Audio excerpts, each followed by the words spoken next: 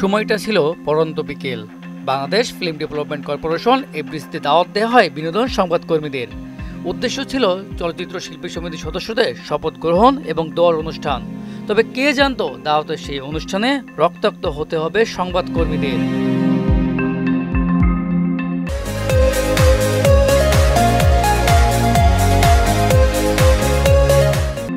23 April বিকেল 5টায় শপথ গ্রহণের মাধ্যমে নতুন কমিটির দায়িত্ব বুঝে নেন নবনির্বাচিত সভাপতি মিশা সওদাগর। এরপরেই নেক্কারজনক এক ঘটনার সাক্ষী হয় এফডিসি। অতর্কিতভাবে হামলা চালানো হয় সংবাদকর্মীদের উপর। চেয়ার, গাছের ডাল সহ নানাভাবে মারধর করা হয় বিভিন্ন গণমাধ্যমে কর্মরত সংবাদকর্মীদেরকে। এতে প্রায় 16 জন সাংবাদিক আহত হয়েছেন।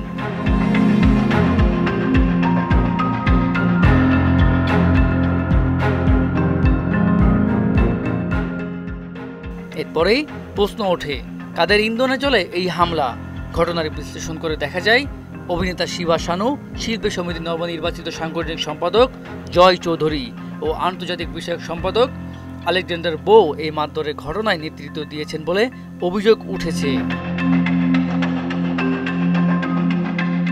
তবে শুধুই কি এই তিনজন নাকি অন্য কেউ ছিল তাদের সঙ্গে, এমন প্রশ্ন ঘুরপাক খাচ্ছে সকলের মনে।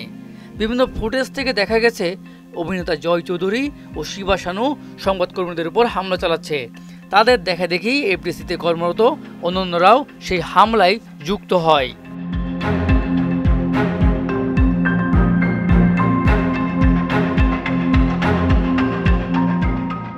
এদিকে এমন খবরের সঙ্গে সঙ্গে নিন্দা ও প্রতিবাদের ঝড় ওঠে সামাজিক যোগাযোগ মাধ্যমে। বিভিন্ন শ্রেণী পেশার মানুষের পাশাপাশি বিষয়টি চরম ন্যাক্কারজনক বলে মনে করছেন শোবিজের তারকারাও। ইতিমধ্যে চলচ্চিত্র শিল্পী সমিতির সাধারণ সম্পাদক মনোহর হোসেন দীপজল এই ঘটনায় দুঃখ প্রকাশ করেছেন।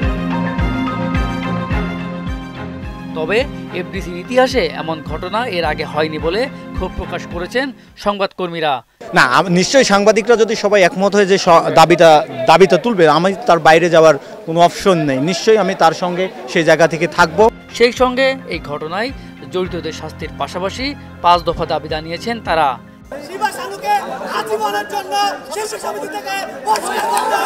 এখন দেখার বিষয় নেক্কারজনক এবং হামলায় কি পদক্ষেপ নেয় শিল্পী সমিতি। মেজবা রহমান, মোহনা ডিজিটাল।